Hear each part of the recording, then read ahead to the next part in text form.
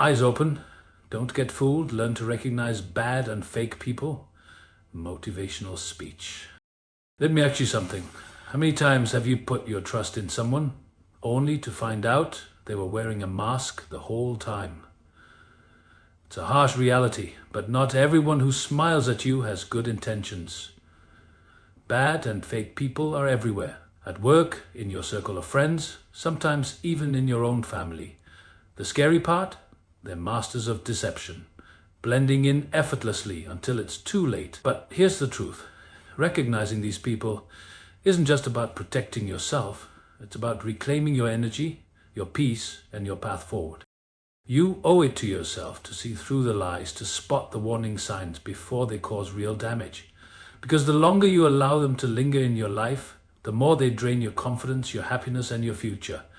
Today, we're going to uncover the tactics they use, the red flags you've been ignoring, and most importantly, how to shield yourself without losing your kindness or your faith in humanity. So keep your eyes open, because what you're about to learn could change everything.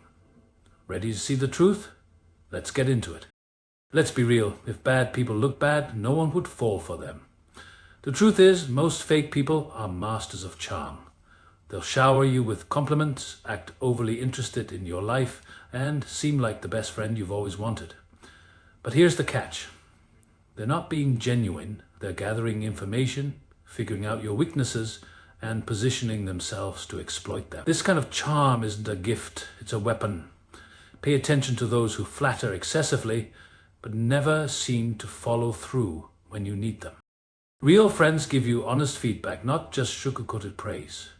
Fake people, on the other hand, will tell you what you want to hear, not because they care about you, but because they care about what they can get from you. Ask yourself this: does their support come with strings attached? Do they vanish the moment you stop being useful to them?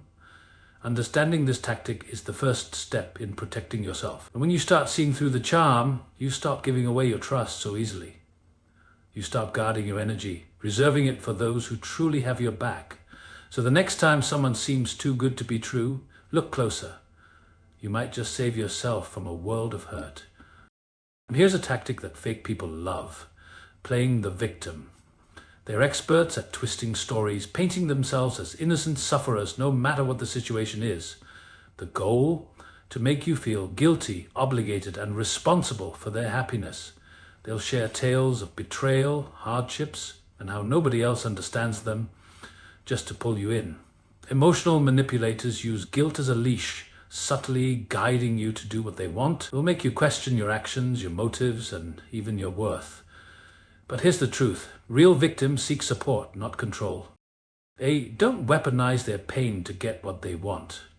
When you notice someone always casting themselves as the hero or the victim, but never the villain, it's time to step back and reassess. Trust actions over words. How do they treat people when no one's watching? Are their stories consistent or full of contradictions? Genuine people take accountability for their mistakes, while manipulators shift blame effortlessly. Recognizing this tactic isn't about becoming cynical, it's about reclaiming your power. Stop letting guilt dictate your choices. Realize that you can be compassionate without being controlled. The sooner you identify the signs, the sooner you can protect your peace. There's a tactic that bad and fake people use all too well: divide and conquer. It's simple, but effective. They plant seeds of doubt, spread subtle lies, and twist facts to isolate you. Their goal is to cut you off from your support system so they can control the narrative. They'll tell you things like, "I just thought you should know," or "I wouldn't trust them if I were you," all while pretending to be concerned about you. But make no mistake, this isn't about protecting you, it's about controlling you. They thrive on chaos, on making you doubt your true allies. The more isolated you feel, the easier you are to manipulate. Friends build bridges, not walls. They encourage unity, open conversations, and transparency. When someone's words consistently sow conflict, it's time to question their motives. Pay attention to patterns. If drama seems to follow them wherever they go, it's not a coincidence, it's a strategy. Understanding this tactic is crucial, because once you see the game, you can stop playing. Surround yourself with people who uplift, not undermine. Trust those who encourage direct communication, not backdoor whispers. Your circle should protect your peace, not threaten it. The moment you refuse to be divided, you take back control. Not all attacks are loud. Sometimes the most dangerous people in your life are the ones who bring you down quietly, one subtle remark at a time. They mask their negativity as just joking or constructive criticism, but their real goal is to chip away at your confidence. They might say things like, "Oh, I didn't expect you to do that well," or "Are you sure that's a good idea?" Words that seem harmless but leave you second-guessing yourself. This isn't about feedback, it's about control. The truth is, real friends build you up without tearing you down. They can offer advice without making you feel small. But fake people, they thrive on keeping you uncertain, doubting your own abilities. Why? Because as long as you're questioning yourself, you're not questioning them. Recognizing this tactic is a game changer. Start paying attention to how you feel after spending time with someone. Drained, insecure, anxious. That's not friendship, that's manipulation. Cut off the source of the negativity. Replace it with voices that remind you of your worth, of what you're capable of. Confidence is a shield, and every time you reclaim it, you weaken their power. Don't let anyone who doesn't see your potential define it. Have you ever noticed how some people are only around when things are good? They're the first to celebrate your wins, but vanish the moment you need support. This is the classic disappearing act, a tactic used by fake people to keep you guessing. They'll make grand promises and declarations of loyalty, but when life gets tough, they're suddenly too busy, too distracted, or just not there. The reality is, loyalty isn't proven in moments of celebration, it's tested in times of crisis. Real friends don't disappear when the storm hits. They show up with umbrellas. Pay close attention to who checks in when you're quiet, who stands by you when things fall apart. The ones who vanish were never really there for you. They were there for what you could give them. Status, resources, convenience. Recognizing this truth isn't about becoming bitter, it's about raising your standards. Stop chasing people who aren't interested in staying. Invest your time in those who prove their loyalty through actions, not empty words. Your peace of mind is priceless. Don't waste it on those who only show up when it benefits them. The right people won't just stand with you in the sun, they'll walk with you through the rain. There's a tactic that's as dangerous as it is subtle: gaslighting. It's the art of making you doubt your own memory, perception, and sanity.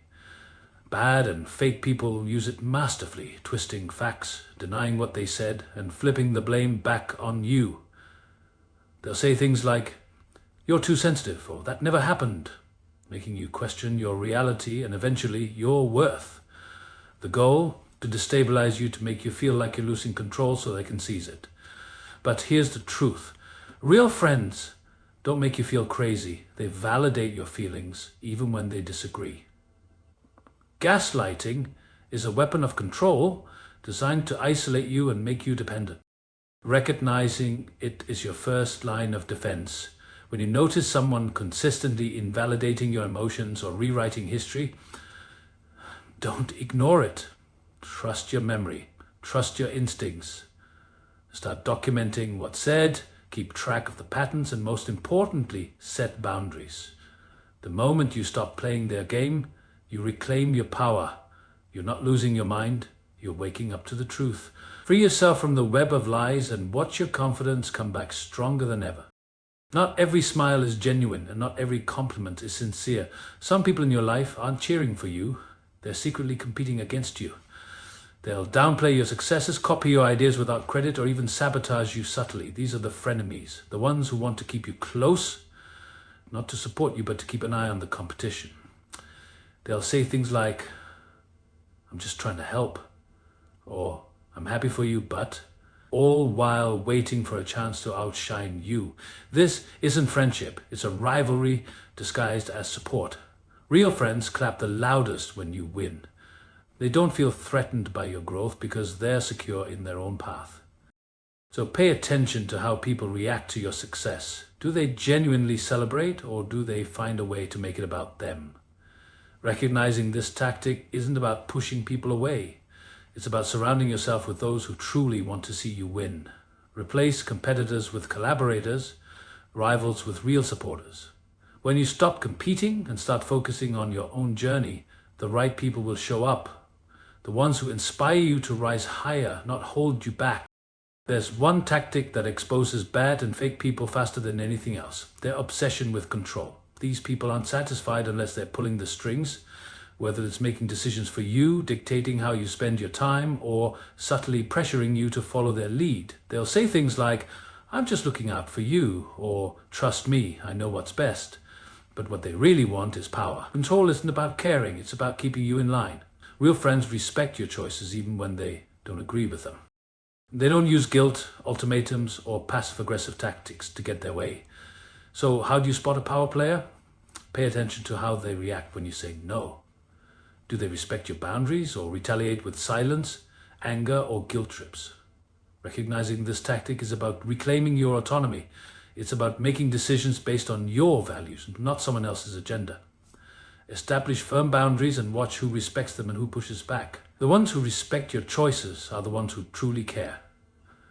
The moment you stop letting others pull the strings, you step into your own power, confident, independent, and unstoppable.